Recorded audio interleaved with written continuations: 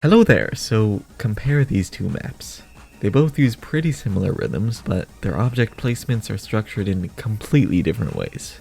Without even thinking, you can probably tell that this one is old, while this one is more recent. Why is that? One of the more obvious reasons would have to be the distances between objects, also known as spacing. So as you already know, clicking rhythms is a way to reflect a song, as it is with most rhythm games. In Osu's case, however, aiming is as well. One of the main ways mappers express a song using aim is through spacing. On this map here, try to pay attention to the distances between objects. Why do you think these objects were spaced so far apart compared to everything else? You're a smart person. You know the answer to this. The singer got really loud. This is an example of common spacing emphasis, which 99% of modern maps utilize. Let's try to look at something a little less straightforward now. This has a lot of different sounds going on at a time, each getting their own amount of emphasis. Try to pay attention to the sounds being played as I click each object. Jumps here are using two very distinct spacings. Either they're small, like these, or they're large, like these. Each type of spacing is being used to represent the sound being jumped to. These objects use small spacing because there's no percussion sound here. These objects use large spacing because there's a kick here.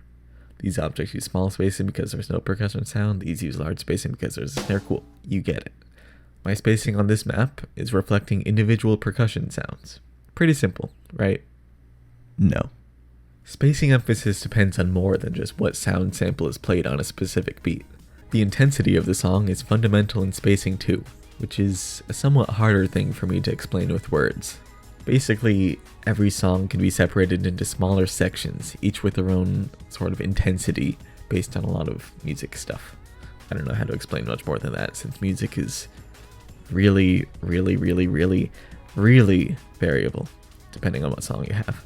Recognizing what parts of the song are relatively more or less intense than others shouldn't be that hard though, even if you're not too familiar with how music is structured. Now for an example. Look at these first two sliders. They repeat every measure, in the same place, on the same sounds. Here, some vocal and guitar layers come into the song. These two sliders are still following the same things rhythmically, but because the song became more intense, I increased spacing. By changing the spacing of these repeated objects, it's easy to tell that the song changed. Contrast. Intensity changing can also be linear, rather than having huge sections changing intensity all at once. I imagine people don't really have trouble recognizing hype-building sections in music though, since they're really obvious, such as this. It increases spacing as intensity builds.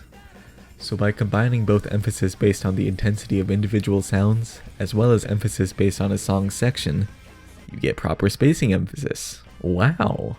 But wait, there's more. Spacing emphasis relies on the idea that someone can notice spacing differences and relate it to the song while playing.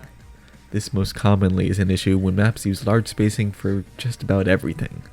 If everything is a huge jump, nothing is really emphasized. Nothing is special.